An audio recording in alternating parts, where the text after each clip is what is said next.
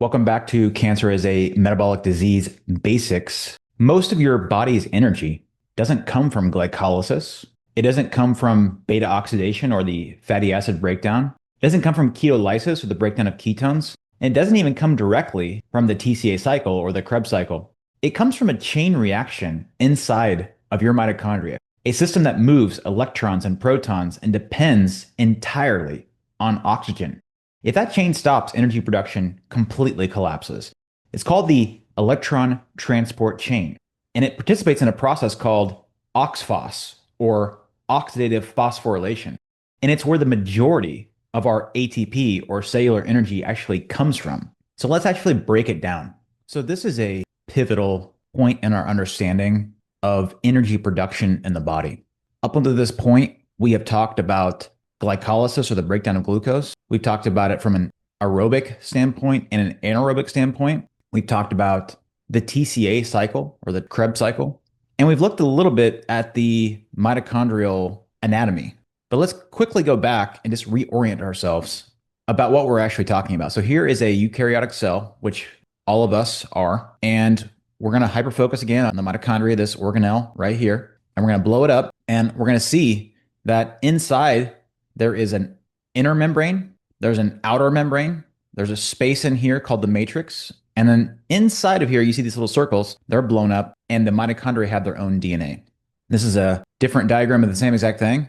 Here we have the outer membrane, inner membrane, matrix, here's the DNA again, here's the TCA cycle, which we've already went over. And what we're gonna be talking about today is where the vast majority of energy is made from an ATP perspective, and that is on the inner mitochondrial membrane, and this ETC, electron transport chain. And the process that this is undergoing is called OXPHOS or oxidative phosphorylation.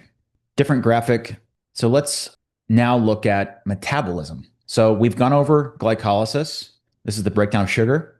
We have not gone over beta oxidation yet, but we will. And ultimately, all of these systems end up in the TCA cycle, which we did go over. I'd mentioned very briefly in that video that the most important piece of the metabolites made by the TCA cycle is NADH and FADH₂.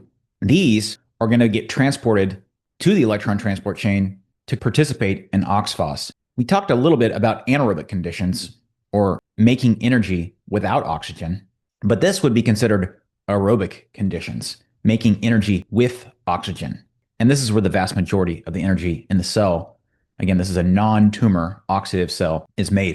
So a lot of times when we see biochemical pathways, we see them in a way that does not really do it justice how it really is in real life. And even this is not, but it's closer. So for example, in a lot of these systems, we have the TCA cycle kind of over in its own world, right? And then we have the electron transport chain in its own world, and the mitochondrial DNA in its own world, and ROS, and everything else in its own world. Where in reality, these things are very interconnected. So for example, we see here's glycolysis, glucose to pyruvate, right? Pyruvate gets into the mitochondria, gets converted to acetyl-CoA. Acetyl-CoA goes into the TCA cycle. Here's our FADH₂, here's our NADH. And here is where these things are put into the electron transport chain. We have NADH here, FADH₂ here. Before we go there about what's actually happening, let's look at the anatomy of the electron transport chain. We have 5 complexes, protein complexes. They're named by the number they're in. So we have complex 1,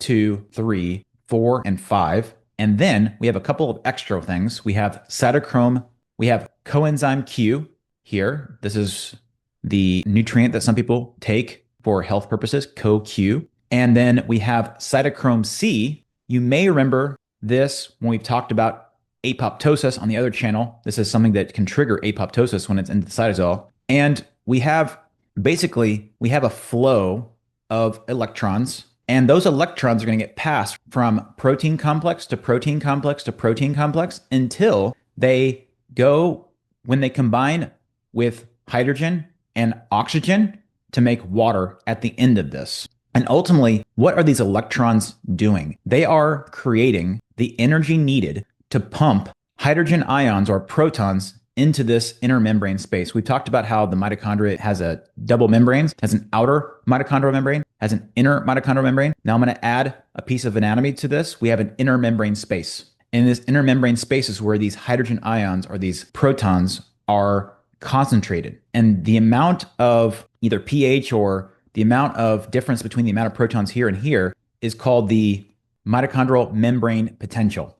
And what we do is, just like a hydroelectric dam where water is built up behind this part of the wall, and then we use the energy when the water is falling down the waterfall to make electricity for us on the outside world. This is what's happening on the inside world as well. But instead of making electricity, we're making ATP using the flow of hydrogen ions.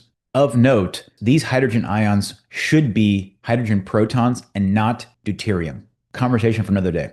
And this is even more accurate. So we have glucose, it gets to acetyl-CoA. This is happening outside of the mitochondria. The acetyl-CoA gets into the mitochondria and participates in the TCA cycle. And you see how the TCA cycle is, here's NADH here interacting with complex 1. Here we have FADH₂ interacting with the complexes here. And we see that this is intimately connected.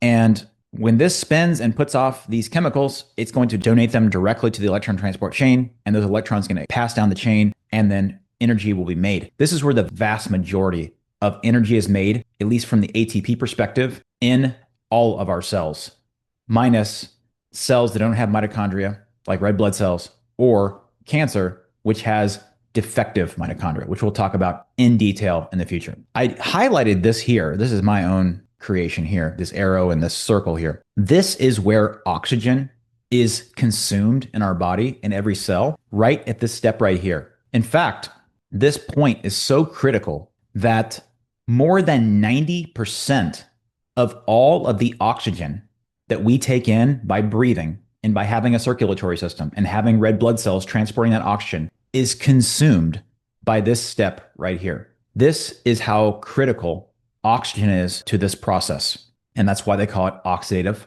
phosphorylation, or OXPHOS. This is another way of looking at the same thing we've kind of been discussing here. You see the electrons, this is the E, okay, little E minus. These are the electrons that are being transported through the system. These are the hydrogen ions that are being transported into the inner mitochondrial membrane space. We see the protons or the hydrogen ions being transported down complex 5 or the ATPase. And we see ADP, adenosine diphosphate, an inorganic phosphate molecule being combined to make ATP, or cellular energy. And here we see the protons plus the electrons plus the oxygen that we take in makes 2 water molecules at the end of this. And this should be, because these should be hydrogen ions and these should be protons, they are not deuterium ions or deuterons. And therefore, this should be deuterium depleted water in the matrix. This is an important point that one of my mentors, Dr. Cruz, talks about. We'll talk about it, the importance of that later. And this is a gradient. So you see here that at the top, this is the first complex. You see that it is the highest redox potential. And as the electrons flow, they're going down in energy potential. And here's oxygen converting to water at the very end of this. And then just another graphical representation of the same thing. Electron is donated, it's accepted, it's donated, it's accepted, it's donated, accepted, accepted. And then the final electron acceptor is oxygen to make water. And then these are the protons, hydrogen ions, that are being pumped up into this inner membrane space. And then they're pumped back down, used as a potential energy to make ATP at the end. And this gradient is the mitochondrial membrane potential. Now, how does this look like from a 20,000 foot view? Not quite 20,000 foot, let's say 5,000 foot view, with all of metabolism kind of combined. Okay, we saw it a little bit here, right? We see glycolysis, pyruvate, we see beta oxidation, we see a little bit of the hints of protein going into the TCA cycle, and then the electron transport chain, right? This is a different way of looking at it. Here's fatty acids, right? Beta oxidation, they're going to acetyl-CoA. Carbohydrates through pyruvate is going to acetyl-CoA. Certain amino acids will go through acetyl-CoA, some other ones will not. Believe it or not, the ketones will also go through acetyl-CoA. Both beta-hydroxybutyrate and acetylacetate will go through acetyl-CoA. And then they will all go through the citric acid cycle. Then the citric acid cycle, what do you see coming off here? The 2 most important chemicals, NADH and FADH₂. They're going through complex 1 and complex 2 respectively. Those electrons get pushed down and then energy is made. This is looking at it from a different perspective of certain nutrients that are used in these different pathways, or be magnesium or B2 or B1 or B2, B3, lipoic acid, etc., magnesium. And then the electron transport chain has its own nutrients, which I'm not going to get into in this particular video. I do want to highlight that because this is where the vast majority of oxygen is used by our body as a whole, more than 90% are used in this one reaction here at complex 4.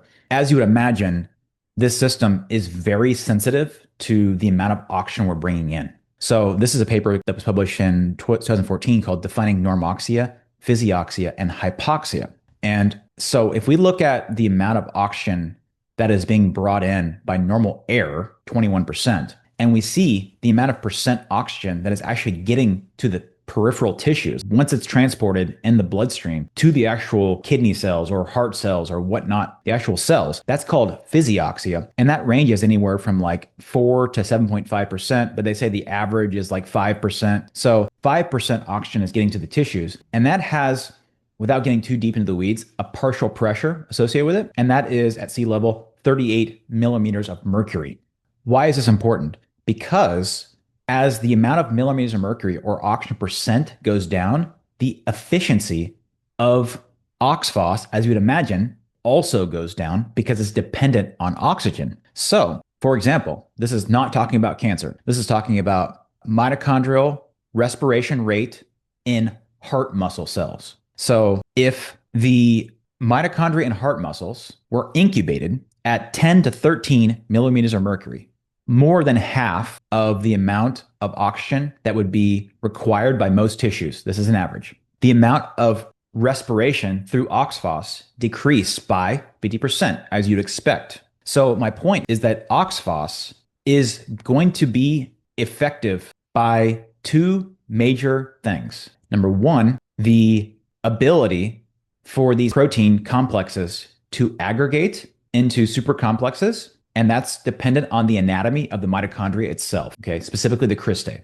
Talk about that later. And the amount of oxygen. So as you can see, if oxygen is lowered by 50%, the work being done by mitochondria is lowered by 50%. Why do I bring this up? Because the average PO2 in tumors is 10, average. Some of them are much lower than this. That's the average of a tumor. 1.4% oxygen is what's in most tumors on average. Now, we haven't went over tumor anatomy yet, but there are regions of the tumor that are much lower than this. This is the average. They're what they call the tumor hypoxic regions or the poorly vascularized regions. Those regions may have an amount of oxygen that's less than 1%, even as low as 0.1% or 0.75 millimeters of mercury. Extremely low oxygen. What do you think that does to OXPHOS? It makes it completely inoperable. Let that sink in when they tell you that cancer can burn fat, that cancer can burn ketones for energy, that cancer can use OXPHOS for energy. Does that make sense? No, it doesn't. If you like videos like this, please like, share, and subscribe. And until next time.